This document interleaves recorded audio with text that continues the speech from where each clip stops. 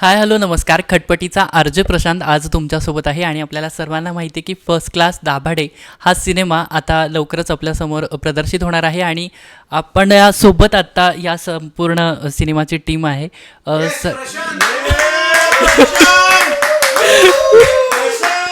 Okay. Yes yes yes yes yes. तर Amay sir, मला तुम्हाला पहिल्यांदा विचारायला आवडेल की तुमची भूमिका नेमकी काय आहे आणि कसा स्वभाव आहे या सिनेमात. मी सगळ्यात आधी तुला विचारू इच्छितो, तुझं नाव प्रशांत आहे सिनेमातलं, तुला घरी लाडानी काय म्हणतात? प्रशू प्रशू म्हणतात. माझं या सिनेमातलं नाव प्रशांत आहे, म्हणून तुझ्याविषयी मला विशेष सॉफ्ट कॉर्नर आहे. पण मला सगळे घरी लाडानी सोनू म्हणतात. तर तू जो घरचा प्रशांत आहेस, तुझा स्वभाव कसा आहे? काही नाही, मस्ती करतो वगैरे, चांगला आहे, चिडतो पण आणि लवकर राग. हो, आहे मोठा भाऊ आहे पण. येस येस, त्याच्यामुळे खूप त्रास आहे, म्हणजे प्रत्येक काम मला करावं लागतं. येस येस, असं नाही आहे, पण प्रत्येक वेळी असं नाही चालत. मला नाही वाटत प्रत्येक वेळी असं चाललं पाहिजे. असं नाही, पण प्रत्येक वेळी लहान मुलाला कोणीच समजून घेत नाही, कारण तोही नेहमी दमतो, त्याला कोणीच नाही. आता मी समजा मी घरात दिवसभर काम करतोय आणि तरी मला लास्टला मग एका मोमेंटला मम्मी बोलते की तू काय केलंयस. सो समजून घ्यायला पाहिजे. तू इथं बसतोस माझ्या जागेवर, तू इंटरव्ह्यू देतोस, कारण माझ्या मनातलं दुःख तू सांगितलंस. यार, तुझं जे आत्ता तू दुःख सांगितलंस की नाही, तेच दुःख माझ्या पात्राचं आहे की, आणि त्याला आयुष्यात एवढंच दुःख आहे की कोणीच त्याला किंमत देत नाही. मोठी भावंडं त्रास देतात, सतत कामं सांगतात, स्वतःचा पोल्ट्रीचा व्यवसाय आहे त्याचा, पण हा म्हणतो की तू तिथं पोल्ट्रीत जाऊन स्वतः अंडी घालतो वगैरे, असे ही भावंडं आहेत तुझ्यासारखाच. आणि तुला बघून असं मला वाटतं की तुला सिनेमा खूप आवडणार आहे, माझं पात्र खूप आवडणार आहे, कारण तुझ्यासारखाच मी निरागस सगळा अन्याय सहन करणारा एक प्रशांत आहे. हो, मग काय तर असं काय. हो, बघ ना, असं काही नाही आहे. एवढी काही धाकटी भावंड प्रेमळ आणि गरीब नसतात. तुझ्या दादाचा इंटरव्ह्यू केला पाहिजे, त्याला कळेल काय आहे खरं ते. एक्झॅक्टली. आणि मुळात खऱ्या आयुष्यामध्ये हा मोठा भाऊ आहे बरं का, आणि खऱ्या आयुष्यात मी लहान भाऊ आहे, हे लक्षात घे. त्यामुळे तो काही जे तो पात्र म्हणून बोलतोय, खऱ्या आयुष्यात त्यांनीच खूप कामं करायला लावली आहेत त्याच्या लहान बहिणीला, हो की नाही?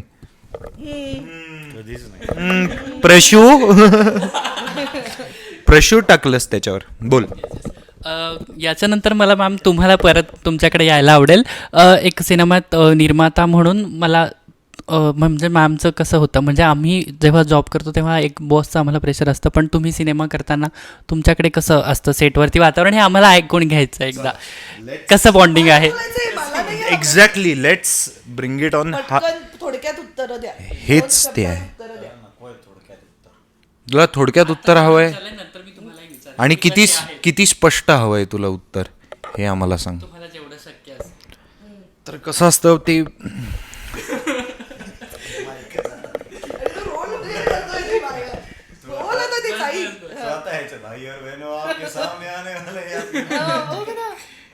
तर जे बॉस असतात ना, बॉस, ते खरं तर असतात माणूसच, साधे आपल्यासारखेच, पण त्यांच्यामध्ये एक बॉस नावाची एक वेगळी सुपर पॉवर असते ना. ती सुपर पॉवर जी वावरत असते ना सेटवर, एक वेगळी एनर्जी की हे मॅडम आल्या, मॅडमशी नीट अदबी न वागा वगैरे, अशी सुपर पॉवर आमच्या आजूबाजूला फिरत असते. पण जे एम्प्लॉईज आहेत ना, ते जेव्हा बॉस निघून गेल्यानंतर पाठीवर हसतात ना, हा, त्याच्यासारखं सुख नाही. आम्ही जे आमच्या बॉसवर, कारण आमचा बॉस कॉमेडी आहे, आमचा बॉस भयंकर कॉमेडी आहे, आणि या बॉसवर हसायला जी मजा येते ती मजा दुसरीकडे कुठेच नाही आहे. तुला काय वाटतंय? ॲक्च्युली म्हणजे जोक सपाट, ती भयंकर प्रेमळ निर्माती आहे. तिचं फक्त एकच म्हणणं असतं की आपल्या सिनेमात जो पैसा खर्च होतो आहे, तो पैसा जितका खर्च होतो आहे तेवढाच वेळही खर्च होतो आहे. कारण शूटिंग लाईनीत किंवा या फिल्म लाईनीत हे टाईम इज मनी हेच खरं गणित असतं. कारण तुम्ही जेवढा वेळ काम करता तेवढ्याचे तुम्हाला पैसे मिळत असतात. तर तिला जर असं वाटायला लागलं ना की गोष्टी हाताबाहेर चालल्या आहेत, लोक वेळ वाया घालवत आहेत सेटवरचा, तर ती चिडते. आणि ते चिडते पण म्हणजे ती चिडते पण मी आणि सिद्धार्थ आम्ही हसतो तेव्हा असं कायम होत असतं. पण ती कलाकार म्हणून तशी आमच्यावर कधी चिडली नाही, कारण तीही एक कलाकार आहे. ती निर्माती व्हायच्या आधी ती एक अभिनेत्री आहे आणि अभिनेत्यांचं जे काही सगळं दुःख असतं, ज्याला समाज टँट्रम्स असं म्हणतो, ते ती बरोबर समजून घेते. म्हणजे आता तू बघितलंस इंटरव्ह्यू मला यायला अजून ह्यांच्यापेक्षा अजून 2.5 मिनटं वेळ लागला. मी तसा स्लो आहे थोडा, मला वेळ लागतो सगळा. तर ते तसं काही ती मला कधी ओरडली नाही, कारण तिचं असं म्हणणं असतं तुम्हाला हवा तेवढा वेळ घ्या, फक्त इतरांच्या वेळेची सुद्धा किंमत ठेवा, असं तिचं म्हणणं. बाकी ती तशी भयंकर प्रेमळ निर्माती आहे आणि या सिनेमाचं जे बजेट आहे त्याचं ते बऱ्यापैकी खर्च खाण्यापिण्यावर झाला कलाकारांच्या. नाही तर हा सिनेमा अर्ध्या बजेटमध्ये बनला असता आणि हे लाड ह्यांनीच केले आमचे, त्यामुळे काय बोलणार. तुमच्याबद्दल तुम्ही सांगा आता यांच्याबद्दल की आता त्यांनी तुम्हाला चांगलंच काय काय सांगितलं निर्माती म्हणून करणारं कोण आहे या सेटवरती. म्हणजे नंबर वन, नंबर 2. ओके, म्हणजे सगळी टीमच बऱ्यापैकी मस्ती करणार हो. आणि ती तुम्ही हँडल केली तशी. मग काही चॉईसच नाही आहे मला.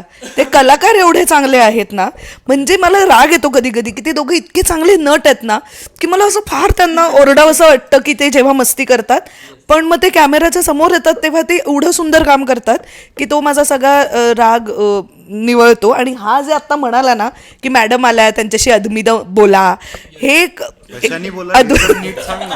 बघितलं म्हणलं मॅडम कॉमेडी येते बघ मॅडम आल्या त्यांच्या आधी मानव बोला. यार होऊ शकतं यार, एखादं फंबल चालतं की नाही. आधी मनानं बोला. काय म्हणालीस तू? अदबीनं बोला असं जे हा म्हणाला तसं ते चुकी नसतात काढता. नाही तसं ते दोघं माझ्याशी कधीही अदबीनं वगैरे काही बोललेले नाहीत. मी ह्यांच्यावर चिडले, मी दुसऱ्यांवर चिडले, मी अशी जनरली चिडले तरी ते हसतात आणि त्यामुळे मला हे दोघं अजिबात सिरियसली घेत नाहीत. पण ते कलाकार म्हणून, निर्माती म्हणून सांगायचं झालं तर आयडियल कास्ट आहे. म्हणजे I would not trade any of them, कारण ते सगळ्यात महत्त्वाची गोष्ट त्यांची जोक सपाट ही आहे की त्यांच्या क्राफ्टवर प्रेम आहे, त्यांचं सिनेमावर प्रेम आहे आणि आपण जे काम करायला आलो आहे त्याबद्दल ते अत्यंत सिन्सिअर आहेत. म्हणजे ही बाकीची सगळी मस्ती एका बाजूला, पण एवढ्याच अपेक्षा असते कोणाचीही की जे नट आलेत किंवा जे तंत्रज्ञ आलेत, जे कोणी आलेत, त्यांनी सिनेमा सगळ्यात मोठा मग बाकी सगळं, आणि तसे ते दोघं आहेत. हे सगळं त्यांच्याबद्दल चांगलं झालं, पण ते मला फार त्रास देतात. अदरवाईज मैत्रीण म्हणून, निर्माती म्हणून नाही देत, पण मैत्रीण म्हणून फार त्रास देतात. कसं वागवलं जातं? किती वाईट आहे ते दोघं. तू पुढचा प्रश्न विचार यार. आता एक लास्टच क्वेश्चन असेल की सिनेमाबद्दल काय सांगाल आता, कारण मला माहिती आहे तुम्ही खूप दमलेले आहेत, सो आपण मुद्द्यावरतीच येऊयात. येस खूप अतिउत्तम आहे. Okay, yes okay. हेमंत सरांनी सुद्धा सांगितलं होतं कोविडमुळे मला या गोष्टी समजल्या की फॅमिलीसोबत एकत्र कसं राहणं असतं. आपण बघतो की काही मोठ्या घरांमध्ये मला वाटतं की प्रत्येकाची वेगवेगळी बेडरूम असते आणि ज्यावेळेस एखादं छोटं घर असतं तिथे किंवा गावाकडचं घर असतं सगळे एकत्र झोपतात. ते एक वेगळं सुख असतं जे प्रत्येक मुलगा शहरातला नाही अनुभवू शकत. त्या गोष्टी मला या सिनेमामध्ये दिसत आहेत की प्रत्येकजण एकत्र आहे. आपण एखादी आपली पर्सनल गोष्ट बाहेर जास्त शेअर करतो मित्रांना, पण फॅमिलीत शेअर करावी अशी कधी वाटत नाही.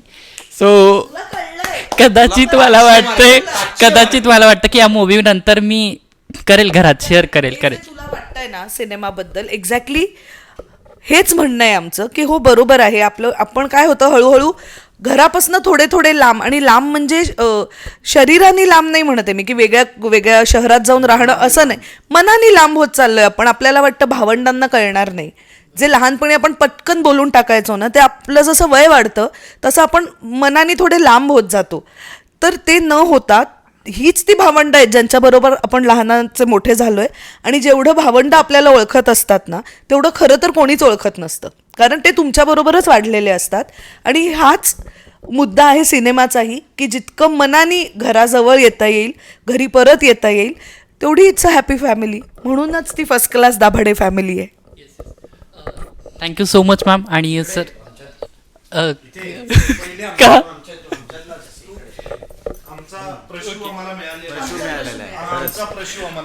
Okay, so first class Dabhade हा सिनेमा आता लवकरच 24 जानेवारी रोजी सर्वत्र प्रसारित होतोय आणि सगळ्यांनी आपल्या जवळच्या थिएटरमध्ये जाऊन नक्की बघायचं आहे. तुझ्या दादाला पण सांग बघायला हा नक्की. त्याला तर मी पहिलं सांगणार. आमची इच्छा अशी आहे, तू तुझ्या दादाबरोबर म्हणजे अख्ख्या फॅमिलीला घेऊन जाच, पण तू आणि तुझा मोठा भाऊ तुम्ही वेगळ्या थिएटरमधलं तिकीट काढून फक्त तुम्ही दोघं बघा. नक्की. जी मजा तुम्ही दोघं कराल ना, ती मजा तुम्ही आई शपथ सांगतो आयुष्यभर लक्षात ठेवाल. ऑफकोर्स आम्ही नक्कीच जाऊ. Sir thank you so much. नक्की बघायचं. थँक्यू.